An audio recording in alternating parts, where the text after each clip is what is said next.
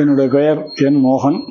நான் இந்திய விமானப்படையில் 15 ஆண்டுகள் பணிபுரிந்துவிட்டு 1983ஆம் ஆண்டு டிசம்பர் மாதம் விமானப்படையிலிருந்து ஓய்வு பெற்றேன். தற்பொழுது புதுச்சேரி முப்படை முன்னாள் இராணுவ வீரர்கள் மற்றும் வீரத்தாய்மார்கள் நலச்சங்கத்தின் தலைவராக தொண்டாற்றி வருகின்றேன். இப்போ நம்மளுடைய இந்தியா பாகிஸ்தான்களுடைய போருங்கிறது நம்ம மிரட்டல்கள் உருட்டல்கள் இதெல்லாம் இன்னைக்கு நேற்றுன்னு கிடையாது. அப்பையிலேருந்தே இருக்குது. இந்தியா விடுதலை பெற்ற நாள்லேருந்தே இருந்துகிட்டு இருந்தது. 65 ஒரு போர் நடந்தது. அதுக்கப்புறம் 71 ஒரு போர். இப்போ மறுபடி 99 கார்கில் போர் வந்தது. இப்போ தேவையில்லாமல் பகல்காமில் நம்ம அப்பாவி மக்களை 26 பேரை தீவிரவாதிகள் படுகொலை செய்தது எல்லாருக்கும் தெரிஞ்சது. அது பாகிஸ்தான் ட்ரைனிங் எடுத்த தீவிரவாதிகள் தான் அவங்கங்கிறது எல்லாருக்குமே தெரியும். நம்ம பாரத பிரதமரும் நம்மளுடைய இராணுவமும் சேர்ந்து அவங்களுக்கு எவ்வளோ எச்சரிக்கையெல்லாம் கொடுத்தோம். அவங்க திருந்துற மாதிரி தெரியல.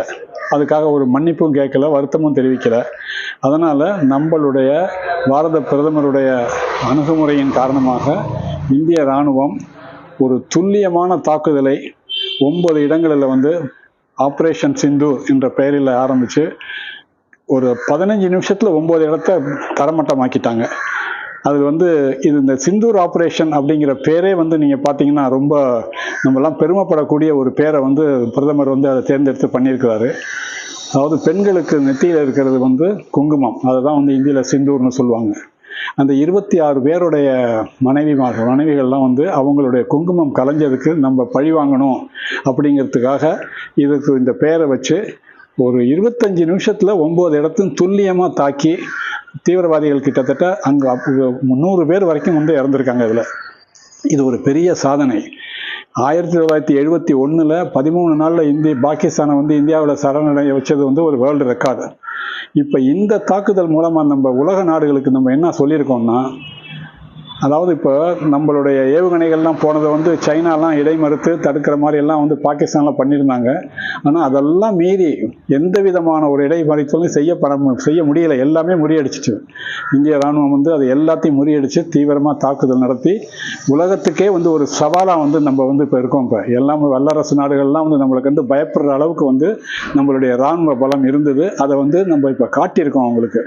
பாகிஸ்தான் கொக்கரிக்கலாம், நாங்கள் தான் ஜெயிச்சோங்கிற மாதிரிலாம் அதெல்லாம் இல்லை. இந்தியாவை இப்போ எங்களுக்கெல்லாமே நாங்கள்லாம் ஒரு எக்ஸர்வீஸ்மேன்கிற முறையில் எங்களுக்கு எல்லாமே ஒரு எண்ணம் இருந்துச்சு.